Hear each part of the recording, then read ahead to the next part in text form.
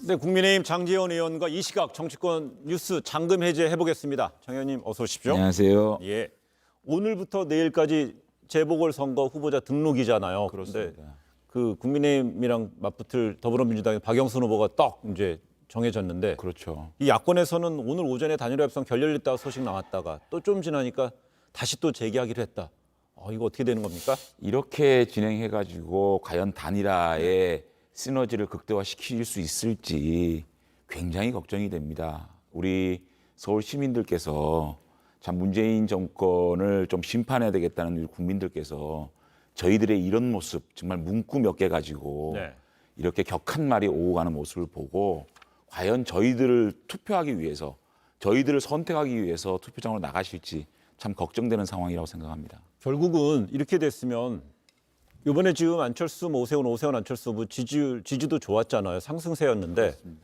이 정도 되면 아름다운 단일화 물 건너간 거로 봐야 될까요? 그럼에도 불구하고 오늘 안철수 후보가 대승적으로 오세훈 후보가 제안한 안을 수용하겠다라고 얘기를 했고 또 오세훈 후보가 협상하자라고 해서 곧 이제 협상이 진행되면 한 2시는 지나갔군요. 3시, 4시 정도까지 단일화가 되면 최대한 여론조사를 돌려가지고 내일 마감 직전까지 결과가 나올 수 있다고 하면 국민들께 약속했잖아요.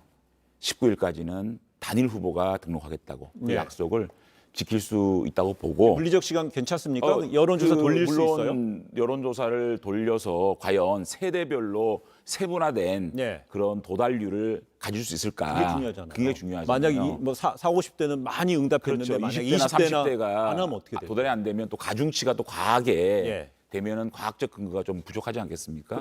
그러니까 이제 뭐 최악의 경우에는 2명 후보가 등록을 하고 빠른 시간 내에 결정해서 한 분이 사퇴를 하면 되지 않을까 싶은데 그럼에도 불구하고 그렇게 된다라고 하면 우리 야권을 지지하는 분들이 많이 실망하시겠죠. 참 안타깝습니다. 막판까지 이제 지금 뭐 완전 결렬해서 다시 이제 회생하는 것 같이 보이지만 내일 후보 등록까지 여론조사 돌려서 단일화하는 단일 후보 등록이 안 된다면 우선은 국민의힘 오세훈 후보, 국민의당 안철수 후보 개별적으로 등록할 가능성도 제법 있는 아니 거예요? 마감 시간까지 결과가 도출이 안 되면 그럴 수밖에 없지 않겠습니까? 그런데 너무 안타까운 게 저는 후보들끼리 상당한 의견을 결충을 했다라고 제가 알고 있습니다. 그런데 당 지도부 좀 더 정확하게 얘기하면 김종인 비대위원장이 좀 이 유선 10% 그것을 고집하는 바람에 이게 조금 타결이 좀 어려워진 걸로 제가 듣고 있습니다. 너무 안타까워요.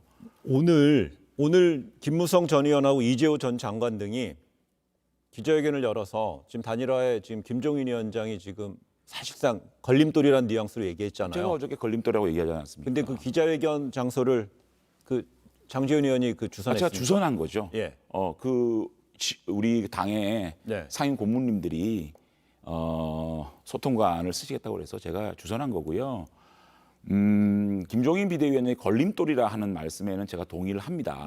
첫째는 여론조사 방식에 있어서 지나치게 간섭을 했다. 그러니까 여론조사 방식이라는 거는 굉장히 첨예한 문제거든요. 그거는 후보들의 결단으로 결정하는 게 맞습니다. 그럼에도 불구하고 유무선 비율에 관련돼 가지고 그것을 적극적으로 너무 심하게 개입을 해가지고 오로지 국민의힘 후보가 나와야 된다라는 그런 어떤 가설 속에서 일을 하셔가지고 좀 문제가 됐고 또 한 가지는 단일 후보가 결정된 다음의 시너지입니다. 이게 단일화 국면에서 가장 경계해야 될 게 감정 싸움이거든요. 이 감정 싸움을 안철수 후보에 대해서 심하게 이렇게 비난을 하다 보니까 과연 그 시너지가 만들어지겠느냐는 그런 차원에서 걸림돌이라는 얘기가 나올 수밖에 없는 거죠. 근데 이렇지 않습니까? 이번에 그 김종인 위원장은 지속적으로 국민의힘 후보를 내야 된다 그랬잖아요. 그렇습니다. 3자 구도로 가도 국민의힘 후보 될 것이다 이런 식으로 계속 호응했고 응원했잖아요.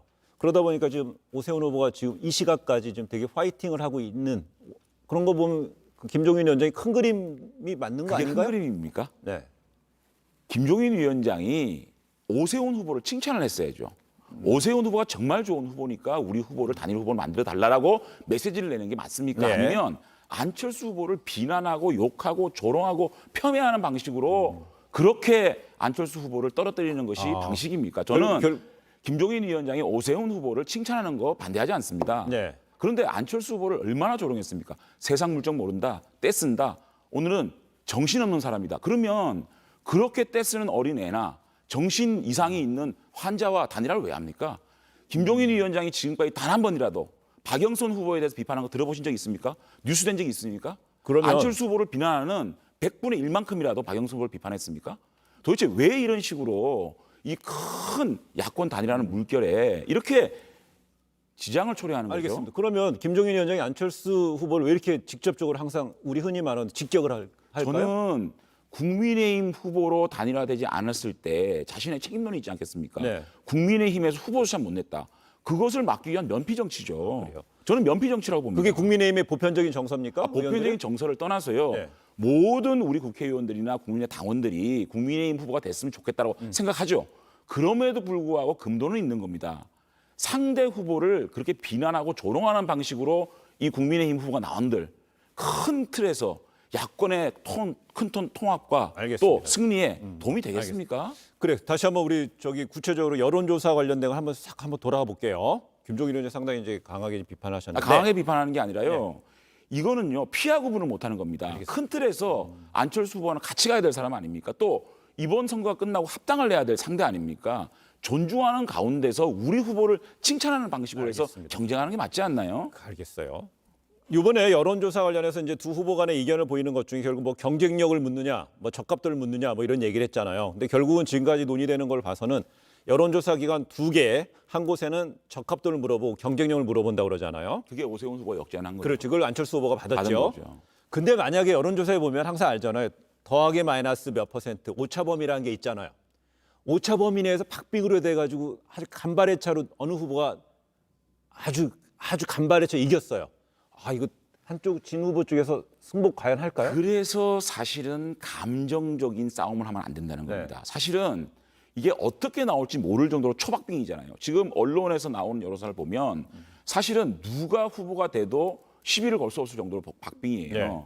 사실은 가위바위보 조금 뭐 좀 과한 표현이지만 가위바위보를 한다든가 네. 동전을 던져서 정해도 문제가 없을 정도예요. 그렇다면 이 여론조사 사실은 제가 볼 때는 오차범위 내에서 결정될 것 같아요. 네. 그 오차범위라는 거는 과학적으로 의미가 없잖아요.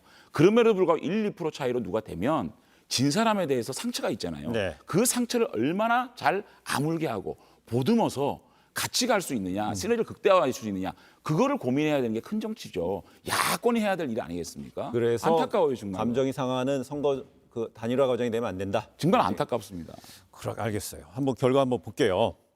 근데 요즘에 그 재보궐 앞두고 전직 대통령 이명박 씨 관련돼서 얘기가 많이 나옵니다. 여당에서 서울의 오세훈, 부산의 박형준 후보에 대해서 MB와 닮았다. 얘기를 합니다. 정말 치졸하고 허접한 가짜 뉴스들을 얘기하는 네. 거예요. 오세훈 후보의 내곡동 땅 투기 의혹은요. 이명박 정부 때 이게 결정된 상황입니다.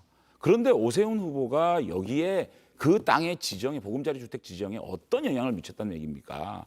그거를 가지고 오세훈 후보가 땅 투기를 했다고 얘기하는 건 정말 허접한 얘기고요. 네.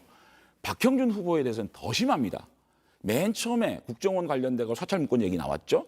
그 다음에는 그 딸 특혜 입학 문제 나왔죠. 네. 그 다음에는 또 그 캠프 조직본부장의 그 LCT 문제 나왔죠. 네. 또 후보가 사는 데까지 지금 비판을 하고 있지 않습니까?